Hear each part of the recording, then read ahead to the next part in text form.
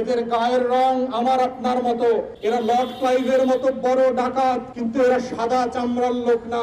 এই দুই পার্থক্য ছাড়া বাংলাদেশের এই আওয়ামী দখলদারদের বাংলা লর্ড ক্লাইভের বংশধরদের থেকে কোন ন্যূনতম পার্থক্য নাই।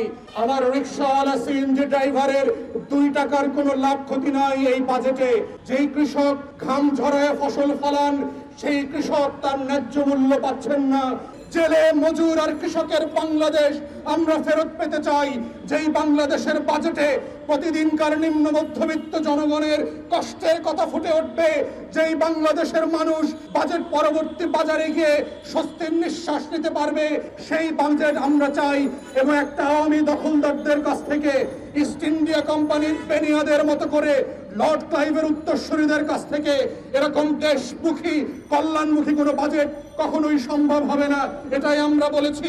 যাদের কারণে বাংলাদেশ রাষ্ট্র স্বাধীন হয় নাই, সেই লুম্পেন্ট মধ্যবিত্তকে বারবার খুশি এবং সন্তুষ্ট করবার জন্য ঋণ এবং ঘাটতি নির্ভর বাজেট করে বাংলাদেশের কর এবং ভ্যাটের টাকার নামে দেশের কোটি কোটি মানুষের 12 বছর ধরে লুটপাট করবার যে মহাপরিকল্পনা এই সরকার হাতে নিয়েছে, সেটাই হচ্ছে বাজেট। এই বাজেটে গরিব মানুষের কিছু যায় আসে না। ষোড়শ এবং সপ্তদশ শতাব্দী থেকে শুরু করে ইউরোপিয়ান ঔপনিবেশিক শাসক আর বাংলাদেশের এই আওয়ামী দখলদারদের মৃত্যু পার্থক্য মাত্র 2টা। সেটা হচ্ছে ওরা 7000 মাইল থেকে দূর থেকে এসে বর্গীদের মতো ভক্তদের মতো বাংলাদেশ দখল করে, বাংলা এবং ভারতবর্ষ দখল করে লুটপাট করেছে। আর এরা আমার দেশের লোক, এরা বাংলাদেশের চেতনা বিক্রি করে মুক্তিযুদ্ধকে প্রতিদিন এবং প্রতি রাতে অপমান করে বাংলাদেশ রাষ্ট্রে একটা দখলদারিত্বের শোষণ কায়েম করেছে। বাংলাদেশের উচ্চ মধ্যবিত্ত এবং ঢাকার শহরের লুটপেন্ট মধ্যবিত্তদেরকে আমরা বলছি, যেই মানুষটা আমাদের জন্য ফসল ফলায়, আলু পেঁয়াজ দিচ্ছেন বাজার ভরে, সেই মানুষগুলোর 2 টাকার লাভ হয় না। মধ্যবিত্ত এবং নিম্ন মধ্যবিত্ত প্রত্যেক দিন বাজারে গিয়ে যে হাবিশ্বাস করতে হচ্ছে, প্রত্যেক দিনকার প্রয়োজনীয় পণ্যে শত শত শতাংশের যে মূল্যস্ফীতি হয়েছে, সেটা কোনো লাভের কোনো দিশা আমরা এই বাজেটে দেখতে পাচ্ছি না।